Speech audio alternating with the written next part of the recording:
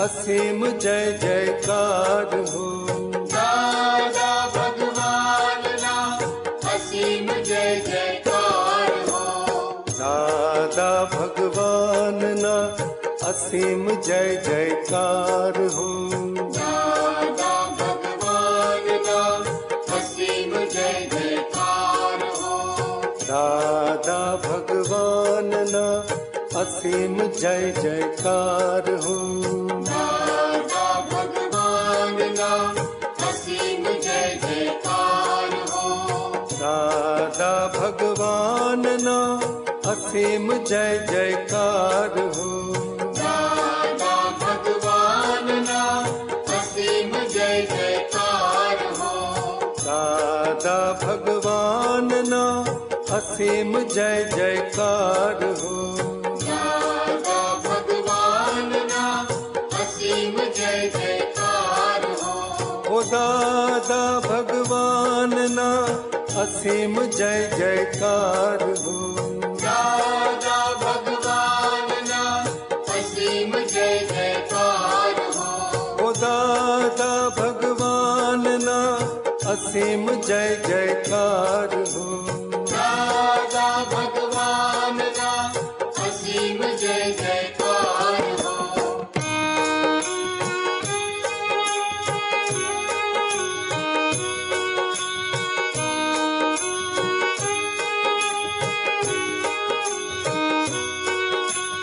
दादा भगवान ना असीम जय जयकार हो।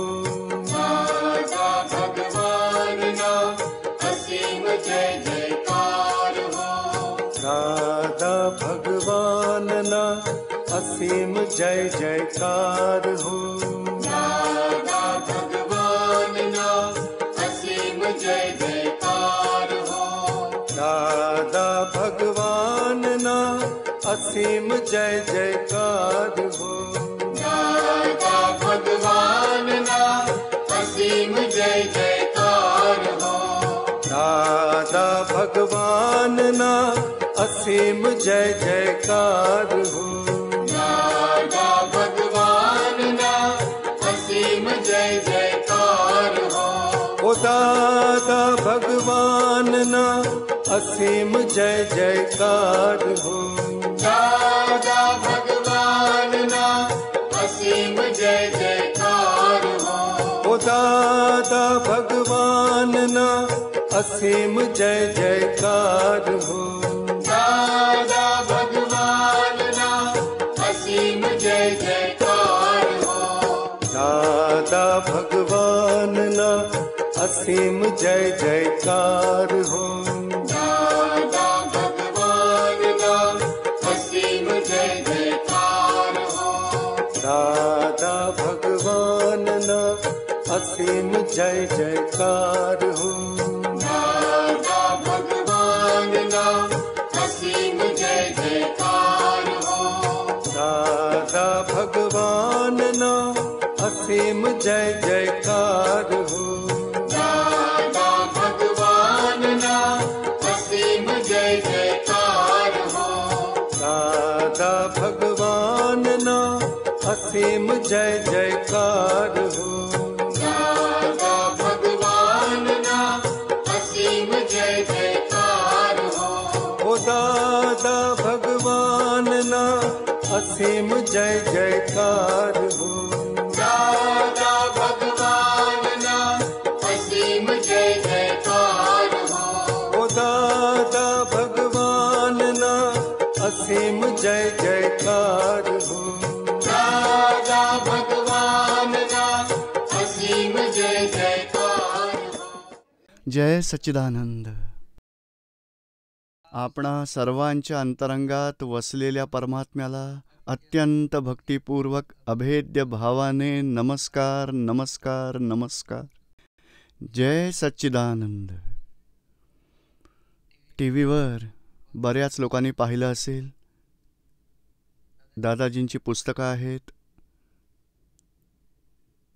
सत्संगाच्या गोष्टी काही ना काही जीवनात आपल्याला लाभतच असतात.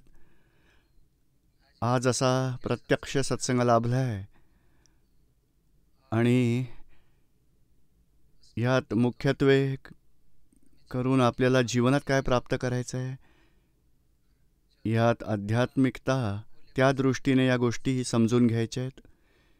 ह्या जीवनात आपण जे काही केलं आहे, धर्म, भक्ती, पूजा, मंत्र, जप, स्वाध्याय, त्यातून आपल्याला असंच वाटतं की आपल्या जीवनात आपण बऱ्याच धर्माने वागतोय, भक्ती करतोय भगवंताची, मंत्र करतोय. त्याच्या परिणामांची तपासणी जर केली तर आतून आपण कधी ना कधी क्रोधित होतच असतो, मोहात पडत असतो, मान अपमानानं दुःखी होत असतो, लोभ लालसा निर्माण होते.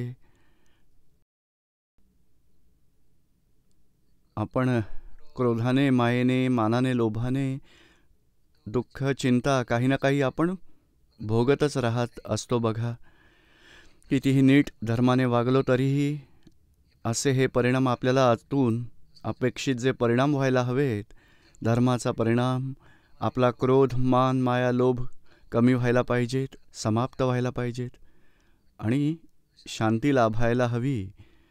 पण काही संकट आलं, मतभेद झाले, मनमानी करता नाही आली की आतून दुःखाची भावना वाटू लागते.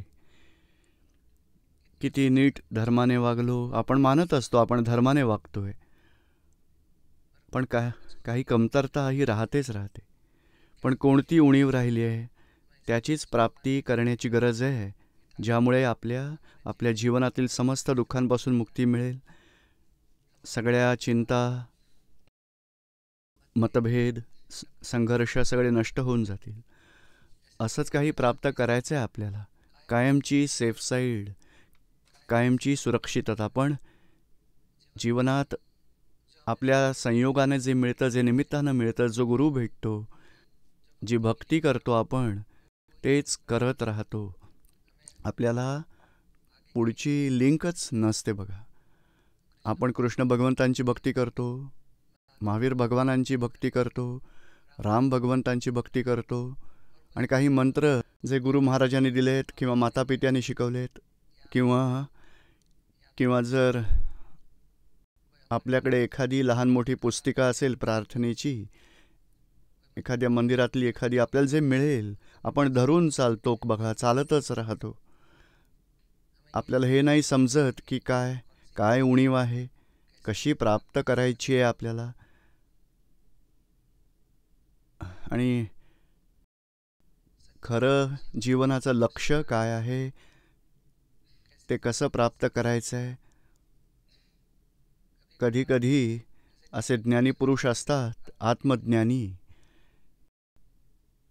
ते असं जीवनातलं हे वास्तव आपल्याला दाखवत असतात, त्याचा खुलासा करतात आणि स्वतः कित्येक अवतारातून असेच जीवनात जो काही धर्म आहे, भक्ती आहे, त्यातून खूप आतून तपासतच असतात की नाही, हे खरं ध्येय नाही आहे, नक्कीच पुढे काहीतरी असणार आहे. मग शोधत कित्येक अवतारांनंतर काही आध्यात्मिकता प्राप्त होते. तेव्हा साऱ्या दुनियेला असं ज्ञान देऊ शकतात की या जीवनात जेवढं काही आपण केलं आहे, जेवढं काही करतो आहोत, त्याच्याही पुढे जाणं गरजेचं आहे. आपण जे जीवनात करतोय त्याला धर्म म्हटलं जातं. खरोखरच धर्म मानत असतो की आपण धर्माने वागतोय आणि खरोखर धर्माच्या क्रिया करत असतो. धर्म ही खूपच वेगळी गोष्ट आहे. अधर्म म्हणजे वाईट सोडा, धर्म म्हणजे चांगल्याची कास धरा. आपण समजतो की आपण कोणाला दुःख नाही देत, फक्त खऱ्या धर्माने, नीतीने, न्यायाने आपण जीवन जगतोय. पण त्यातही नीतीसाठी जर आग्रही राहिलो तरी अधर्म घडतो, सत्यासाठी आग्रह धरला तरी असत्य बोलतो, सत्यासाठी आपण भांडत बसतो आणि एकमेकांना दुःख देत राहतो. आणि आपण जसं धर्माचं आचरण करतो त्यालाच आपण मानतो की हाच खरा धर्म आहे. बघा, आपण दुसऱ्या धर्माचं ऐकलं तर चुकीचं होईल. धर्माचा आग्रह धर्माचा नाही, धर्माचा आग्रह धरून ठेवला धर्माविषयी तरी अधर्म होईल तो. तेच आपल्याला कळत नाही आहे. आपण मानत असतो की हेच चांगलं आलं आहे, दुसरं चुकीचं आहे, हाच खरा दुसरा खोटा. आपण धर्मातही संकटात सापडतो की तेव्हाही आपण सारं जीवन धर्म आचरतो तरी आतून चिंता, उपाधी, दुःख काय. समजा दुसरं आपण शास्त्र वाचलं किंवा काही लोक शास्त्र वाचतात किंवा प्रवचनही ऐकतात, आत्म्याला जाणून घ्यायला हवं आहे, पण फक्त शब्दातच राहतं ते. धर्माच्याही पुढे बऱ्याच पुढेही भरपूर आहे. त्यालाच अध्यात्म म्हटलं जातं. तिथे क्रिया नाही आहे, फक्त दृष्टी आहे, समज आहे. आणि आत्मसन्मुख होणं त्यालाच अध्यात्म म्हटलं जातं. या धर्मात वाईट सोडा, चांगलं धरून ठेवा, वाईट सोडा, चांगलं पकडा, नीती, न्याय, सत्य किंवा चोरी करू नका, भ्रष्टाचार करू नका, कुणाला दुःख देऊ नका. कितीही आचरण धर्माचं केलं तरीही पुण्य उपार्जन होईल. पापाचं नाही उपार्जन होणार, पुण्याचं उपार्जन होईल. पण पुण्याचं फळ पुन्हा संसारात भोगायला यावंच लागतं. याचा अर्थ असा नाही आहे की वाईट चालू ठेवा, चांगलं सोडून द्या, असं नाही आहे. वाईट करू नका, चांगलं जरूर करा, पण तरीही चांगलं करते वेळी पुढच्या जागृतीत पोहोचायचं आहे की ह्याच्या पुढे काय. कितीही चांगलं केलं, सेवा, परोपकार, दान, धर्म, भक्ती, त्याच्याही पलीकडे काय. कितीही चांगलं केलं तरी पुण्याचा संचय हा होणारच. आणि पुण्याच्या फळासाठी या संसारात सुख, शांती, संपत्ती, चांगले आई वडील, चांगला धर्म, चांगली पत्नी, चांगली मुलं, पती, सगळं चांगलं संसारात लाभेलच. पण कितीही चांगलं मिळालं तरी पुन्हा मोहात घुसतच जातो, रसातळाला पोहोचतो. तरीही अधुरेपण असतंच की कितीही जास्त शांती लाभली, खूपच समृद्धी असेल, खूप चांगले दागिने वापरा, चांगले कपडे परिधान करा, चांगले जेवण खा, चांगला बंगल्यात राहा, चांगल्या गाड्या घ्या, तरीही मोह वाढेल. पुण्याचं फळ सुख, शांती, संपत्ती लाभेल, पण त्यातही पुन्हा अज्ञानतेने मोह वाढतच जाईल. बघा, सुटकेचा कोणताही किनारा येणारच नाही. पण अध्यात्म अशी दृष्टी आहे की पुण्य आणि पाप दोन्हींपासून सुटकेतून अकर्म दशेमध्ये येणं, कर्मबंधनातूनच मुक्ती मिळवणं, ज्यामुळे आपण जन्मजन्मांतरीच्या फेऱ्यातून सुटू शकू. पण जेव्हा कधी ज्ञानीपुरुष भेटतात तेव्हाच या गोष्टींचा खुलासा होतो. जेव्हा कृष्ण भगवंत होते तेव्हा अर्जुनाच्या समोर होते, तेव्हा अर्जुनावर प्रत्यक्ष त्यांची कृपा झाली. आणि अर्जुनाला हे कळून चुकलं की शरीर विनाशी आहे, हे आत्मा अविनाशी आहे. आत्मवत सर्व भूतेषु ही दृष्टी लाभली. स्वतः कृष्ण भगवंतांनी अर्जुनाला हे सांगितलं की हे शरीर पंचमहाभूतांचं बनलं आहे, हे माझं स्वरूप नाही आहे, मला तत्त्वस्वरूपाने ओळख. त्यांनी किती त्याला उपदेश दिले, हळूहळू त्याला हे कळत गेलं. आणि मग शेवटी कर्म करताना अकर्म दशा, सारी लढाई झाली नाही का. द्रौपदीला सोडलं नाही, राजपाट सोडला, काही तपश्चर्या केली नाही, त्याग नाही केला, ध्यान नाही केलं, वैराग्य नाही घेतलं, भक्ती नाही केली, नामस्मरण करून नाही घेतलं. एक असं ज्ञान दिलं अर्जुनाला, ज्यामुळे त्याला आत्म्याची दृष्टी प्राप्त झाली, कर्म करतानाही अकर्मदशा लाभली.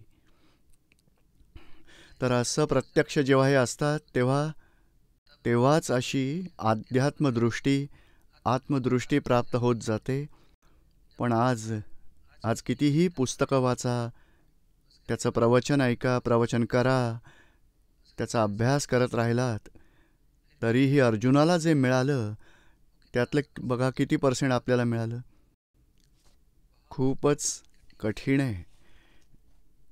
जेव्हा ज्ञानी भेटतात तेव्हा महावीर भगवान होते, तेव्हा त्यांच्या फॉलोअर्समध्ये कित्येक ब्राह्मण होते. सुरुवातीला 500 ब्राह्मण, गौतम स्वामी आणि कित्येक. आणि त्या सगळ्यांना आत्मदृष्टी मिळाली. नंतर कर्म समाप्त करून अकर्मदशा मिळाली आणि कर्मफळ भोगून समाप्त झालं तेव्हा निर्वाण होऊन मोक्षास गेले. तर असं जेव्हा प्रत्यक्ष आत्मज्ञानी केवलज्ञानी भेटतात तेव्हा आत्मज्ञानाचा मार्ग मोकळा होतो. आणि ते निघून गेले की नंतर हळूहळू परोक्ष होत जातात. प्रत्यक्षाचा मार्ग पूर्ण होऊन परोक्ष होत जातात. आणि परोक्ष धर्माच्या क्रिया या आपले ऋषी मुनी आचार्यजी सांगतच राहतात, ज्यामुळे माणूस अधोगतीने अधर्मात जाऊ नये. धर्माच्या कृपेने त्याची अधोगती होणार नाही.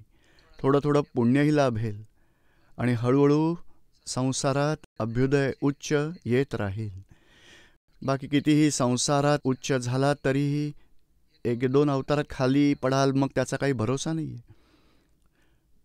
म्हणूनच या जीवनाचं असं लक्ष असलं पाहिजे, ठेवलं पाहिजे की मला हे असं ज्ञान प्राप्त व्हावं, आत्मदृष्टी मिळावी, म्हणजे नवी कर्म बंधनं थांबतीलच आणि हळूहळू जुनी कर्म जी बांधली आहेत ती पूर्ण करून टाकली की आपल्याला मुक्ती मिळू शकेल. दादा भगवानांनी हेच सांगितलं आहे. त्यांना स्वतःला अशा अकर्म दिशेनं कसं जायचं हे अनुभवास आलं होतं. स्वतः त्याच शोधात होते लहानपणापासून आणि कित्येक जन्मांपासून. सांगायचे की मी हेच शोधत होतो. सखोल माझा शोध हाच होता की या संसारात भगवंत कुठे आहेत, कर्मबंधन कसं बांधलं जातं, कर्मातून मुक्ती कशी मिळवू शकू, ही दुनिया कोणी बनवली आहे, कोण चालवत आहे, कसं कर्मांपासून सुटावं आपण, कर्मबंधन समाप्त होतील, हाच त्यांचा शोध अनेक जन्मांपासून होता. नैसर्गिकरित्या 1958 त्यांना आत्म्याचं ज्ञान झालं आणि स्वतःच आतून मुक्त झाले. अज्ञानातून क्रोध, मान, माया, लोभ, राग, द्वेष आणि अहम मुक्त झाला. त्यामुळं लाखो लोकांना हे आत्मज्ञान ते देऊ शकले अंतरंगातलं. आणि अविरोधाभास सिद्धांत सांगितला की कर्मबंधन कुठे होत असतं, कसं ते थांबवायचं, मनुष्याचा पुरुषार्थ कशात आहे, प्रारब्धाचा कोणता भाग आहे, प्रारब्ध कसं पूर्ण करायचं म्हणजे आतून पुरुषार्थ करता येईल. अशा सगळ्या सिद्धांताच्या ह्या गोष्टी, अध्यात्माच्या गोष्टी त्यांनी सांगितल्या. आणि तेवढंच नाही, स्वतः त्या स्वरूपात राहू शकले आणि असं विज्ञान दिलं ज्यामुळे आपल्यासारखे संसारी लोक, पती आहेत, पत्नी आहे, आईवडील आहेत, मुलं आहेत, नोकरी आहे, धंदा आहे, असे संसारी लोकसुद्धा अध्यात्माची दृष्टी प्राप्त करून मोक्ष मार्गात पुढे जाऊ शकले. म्हणजे हा काही नवा धर्म नाही आहे, हा कोणताही नवा संप्रदाय नाही आहे. इथे स्वतः गुरु कोणालाही नसतात, कोणाला शिष्यही बनवत नाहीत.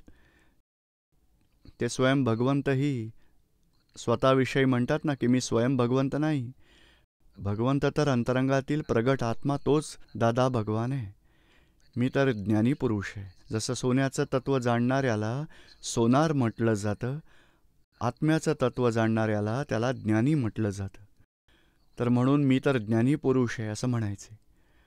आणि माझी ज्योत प्रज्वलित झाले, तुम्ही तुमची ज्योत प्रज्वलित करा असं नेहमीच सांगायचे. मला कोणाकडून काहीही नको आहे. हां, आपली आध्यात्मिक प्रगती कशी होऊ शकेल त्यासाठी ते अशा गोष्टी सांगायचे कोणी प्रश्न विचारला तर. बाकी मुख्यतः स्वतःला या संसारातील कोणते भौतिक म्हणजे हे हवं ते हवं अशी कधी त्यांची भावना ही नव्हतीच. त्यांना कधीच कोणती इच्छा नव्हती अशा सांसारिकतेची. कोणत्या प्रकारे आपण आत्म्याचं ज्ञान प्राप्त करावं आणि तमाम दुःखांपासून मुक्त व्हावं अशीच भावना होती. म्हणूनच हे सारं विज्ञान, ज्याला अक्रम विज्ञान म्हटलं जातं, अक्रम म्हणजे क्रमिक मार्ग आणि दुसरा शब्द आहे अक्रम मार्ग. क्रमिक मार्ग म्हणजे तप करा, त्याग करा, ध्यान करा, भक्ती करा, पूजा करा, स्वाध्याय करा. बरेच भक्ती मार्गात पुढे गेलात नंतर मग वैराग्य येतं, संन्यासी होत असतात. घर, पत्नी, मुलं, आई वडील, तसंच संपत्ती सगळं काही सोडून वैराग्य घेतलं तरी आपल्याला वाटतं कल्याण झालंय नाही, अजूनही मला अंतरंगातून क्रोध काढून टाकायचा आहे, मोह घालवायचा आहे, विकार संपवायचा आहे, हळूहळू पुढं जायचं आहे गुरुच्या अधीन राहून. पण कधी क्वचित असा मार्ग सापडतो, अक्रम मार्ग. कृष्ण भगवंतांनी असं ज्ञान अर्जुनाला दिलं. काही तपश्चर्या साधना भक्ती करून घेतली नाही, त्याला ज्ञान दिलं. असं ज्ञान की लढाई लढत असतानाही कर्मबंधन होऊ शकणार नाही. तर असं हे अक्रम विज्ञान आहे. संसार व्यवहारात राहूनही कर्मबंधन होणार नाही. आत्म्याच्या जागृतीत राहू शकू म्हणजे संपूर्ण संसार, हे सर्व नातेवाईक वगैरे सोडून, प्रॉपर्टी, परिग्रह सगळं सोडून हळूहळू पुढे जात आत्म्याची प्राप्ती, तो क्रमिक मार्ग आहे. ह्या संसारातल्या सर्व व्यवहारात राहूनही आत्म्याच्या जागृतीची प्राप्ती, ते अक्रम विज्ञान आहे. आणि हळूहळू संसार कसा पूर्ण करावा की ज्यात नवी कर्मबीजं पेरली जाऊ नयेत, पण जुनी कर्म समभावाने पूर्ण व्हावीत. पण आत्म्याच्या जागृतीत राहूनच आपण मोक्षमार्ग चालवू शकतो. असेच हे अक्रम विज्ञान आहे. ह्यात बऱ्याच आध्यात्मिक गोष्टी अंतर्भूत आहेत. हेच आपण प्रश्नोत्तरांद्वारे चर्चित राहू. त्यामुळे तुमचा जो काही प्रश्न असेल त्याचं सॉल्युशनही मिळेल आणि आध्यात्मिक विज्ञानही तुम्हाला समजेल, पुढच्या गोष्टी कळतील. जरूर प्रश्न विचारा. तुम्ही तुमच्या अडचणींचं उत्तरही मिळवू शकाल आणि आध्यात्मिकतेनं पुढे जाऊ शकाल. माझ्याजवळ काही थोडे प्रश्न आलेत, चर्चा करत जाऊ. ज्योतिबेन देसाई, कोलकाता. जगत ने पोषाय या ना भी पोषाय, क्रिया में अकर्ता, त्याबाबत काहीतरी आहे ते मला समजवा. ते दादाजींच्या आरतीमध्ये येतं ना, जगतने पोषाय किंवा न पोषाय, मी स्वतः क्रियेत अकर्ता आहे. या दादाजी काय म्हणतात, केवळ दर्शन. दर्शन म्हणजे मिथ्यादर्शन सुटून जातं आणि सम्यक दर्शन होतं. तेच वाढत वाढत क्षायक सम्यक दर्शन होतं, त्याच्याही पुढे केवळ दर्शन. तर केवळ दर्शनात कशी स्थिती असते त्याची व्याख्या दादाजींनी सांगितली. या संसारात जे काही कार्य होत आहे ते कोणासाठी पोषक असतं, कोणासाठी नसतं सुद्धा. तरीही मी काहीही करत नाही, मी अकर्ता आहे. त्याच विचारात निरंतर राहणं ते केवळ दर्शन आहे. म्हणजे खरा करता कोण आहे आणि मी स्वतः कोण आहे त्याची अखंड सर्वकाळ जागृती असणं, तेच केवळ दर्शन. तर असं हे ह्या जगतातले पोषाय नसेलही पोषक. म्हणजे तुम्ही नाही का, आता या ताई आल्या आहेत तर त्यांची मुलंही त्यांच्याबरोबर ज्ञान घ्यायला आले तर मुलांसाठी हे पोषकच आहे. म्हणजे नवऱ्याचं ऑब्जेक्शन असेल तर त्यांना पोषक नाही, यांना पोषक आहे. पण तुम्ही मध्येच बोलत असता, मी ही चूक केली आहे, मी हे चांगलं केलं आहे, पण मी स्वतः करणारा आहे का? मी नाहीच. मी तर शुद्धात्मा आहे. यात नैसर्गिकपणे जे काही होतं या कारणामुळे ते कुणाकुणाला पोषक आहे, कुणाला फायद्याचं नाही आहे, ते कर्माच्या हिशोबाने होत आहे. आणि मी तर आतूनच अकर्ता आहे, मी शुद्धात्मा आहे. ह्या जागृतीत राहायचं आहे. तुम्हाला समजतंय का आता? हो. आणि कारण हा एकमेकांच्या व्यवहाराचा हिशोब आहे. एक व्यक्ती आणि दुसऱ्या व्यक्तीच्या हिशोबात पूर्वकर्माचा हिशोब होत असतो आणि पूर्वकर्म कोणाची चांगली असतात, कोणाची चांगली फळं देत नाही. तरी आपल्याला अज्ञानतेने अशी भ्रांती होते की हे मीच केलं आहे, माझ्यामुळेच हे घडलं आहे, मीच चांगलं केलं, मीच वाईट केलं. पण ज्ञानाची पुढची दृष्टी असं शिकवतं की करविता मी नाहीच आहे. कोणाचं चांगलं झालं, कोणाचं वाईट झालं. जेव्हा अर्जुनाने लढाई केली, किती माणसं मृत्युमुखी पडली, तरी त्याचं म्हणणं होतं मी करता नाहीच, त्यामुळे त्याचं कर्मबंधनही नाही झालं. तर हे ज्ञान वेगळं आहे आणि व्यवहार वेगळा आहे. व्यवहारात ज्ञानाची दृष्टी ठेवायची इच्छा आहे दादाजींची, हेच म्हणायचं त्यांना.